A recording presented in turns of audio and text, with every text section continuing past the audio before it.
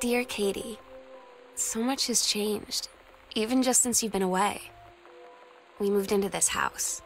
I'm in a new school, and my big sister being gone for a year doesn't make it any easier. It doesn't feel real, but I'm not gonna let it faze me.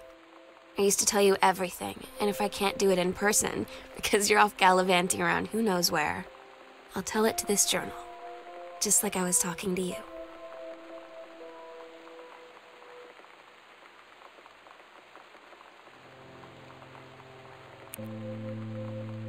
Oh my God, you are so lucky you finished high school before we moved into this house. So, it's the first day of school, and there I am, introducing myself to the class, and I say that I just moved into the house on Arbor Hill. All of a sudden, every kid in the room turns and just stares like I suddenly transformed into a mutant. I just stood there, wishing pretty hard for a rewind button. Because now maybe nobody knows my name, but they all know who I am. The Psycho House girl. Great.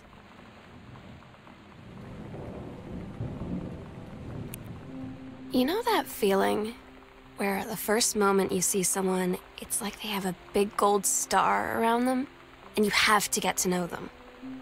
Well, there's this girl. I think she's a senior. She's usually dressed kind of punk, but sometimes I see her in this, like, army uniform, and she's always drawing in this notebook, looking so intense. I had no idea how I would ever, like, have an excuse to talk to her. Till I noticed she and her friends hang out and play Street Fighter at the 7-Eleven every day after school.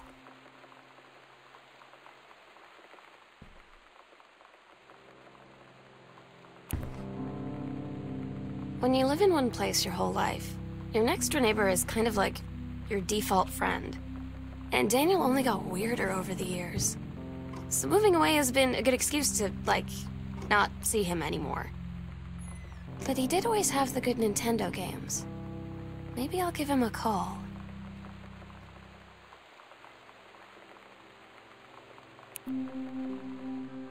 So you know what they say about the best laid plans of mice and men? Yeah, turns out it applies to Street Fighter too.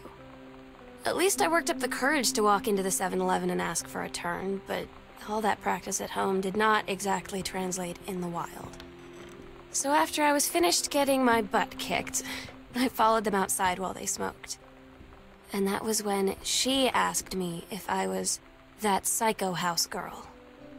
But then she said she's always really wanted to see the Psycho House. Her name is Lonnie. She's coming over tomorrow.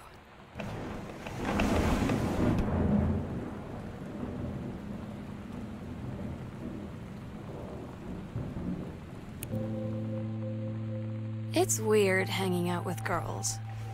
Daniel was around ever since I was little, and other girls? I don't know. But being around Lonnie is like instantly just right. I gave her the grand Psycho House tour and took my revenge on Super Nintendo. And it was like, I don't know, I finally found someone I feel normal around. I drove her home and she gave me this tape and said, "You have got to listen to this." I haven't stopped playing it since.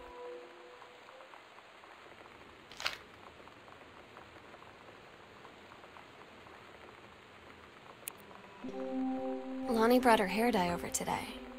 She said, "I need to fix these roots. Think you could help?" Dyeing hair is weirdly intimate. I don't know if I've touched someone else's scalp before.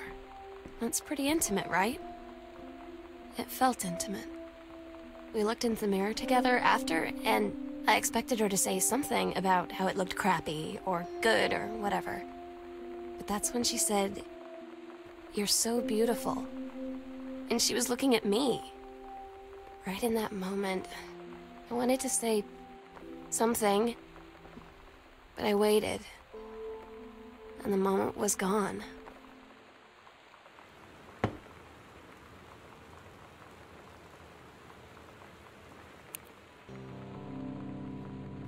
Sometimes you just have to lie to Mom and Dad. Like when Lonnie asked me to see a band with her and stay over at her friend's place in the city after. That's a lie to Mom and Dad's situation. But it was so worth it. The girls on stage were just so loud and real and awesome. And everybody was moving together like one huge tide of sound. Between two songs, Lonnie leaned over and said, "How do you like your first show?" I was so happy. I felt tears starting in my eyes. And then she up and hugged me. I think she could tell.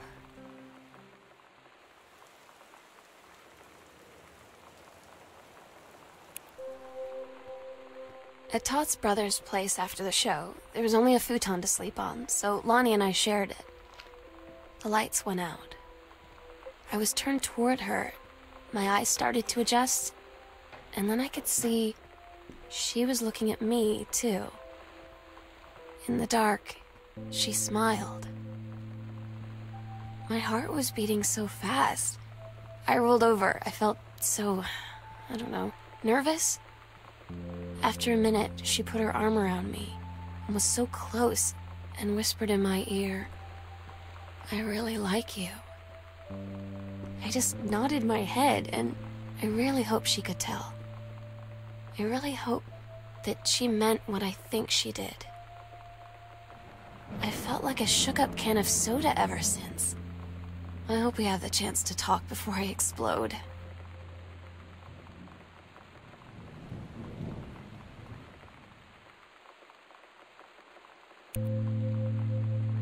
Lonnie came over today, but everything was different.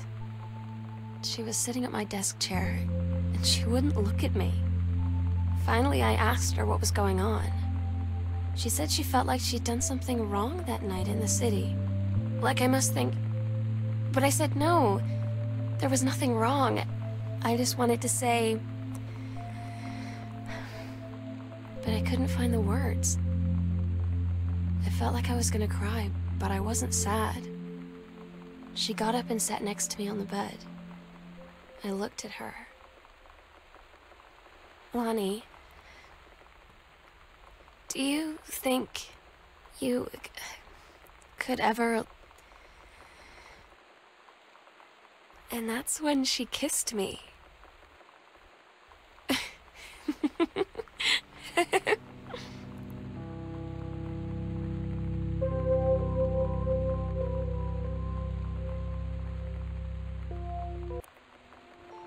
It's different now.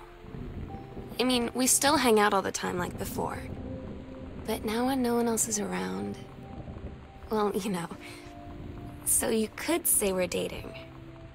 But it's secret. Secret dating? I don't know. I mean, I guess that's the real difference.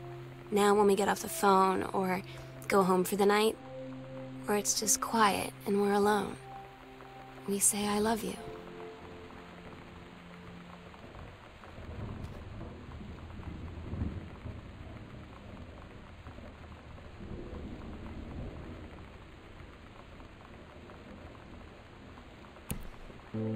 I'm so stupid sometimes. I was telling Lonnie that I got into my college summer program thing, and I was all making plans like, you should come visit me, stay in my dorm room. But she said, "Sam, I ship out on June 6th. I was like, ship out? To where? She said, to basic training. What did you think I was doing all that ROTC stuff for? I guess she's been planning to join the army right after high school since she was like 12. And I guess she's really going to do it. So I was like, after graduation, I'm just never going to see you again? She said, let's just have fun while we can.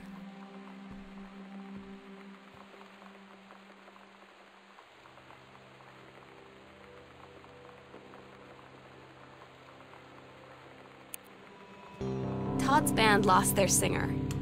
Todd said he sucked.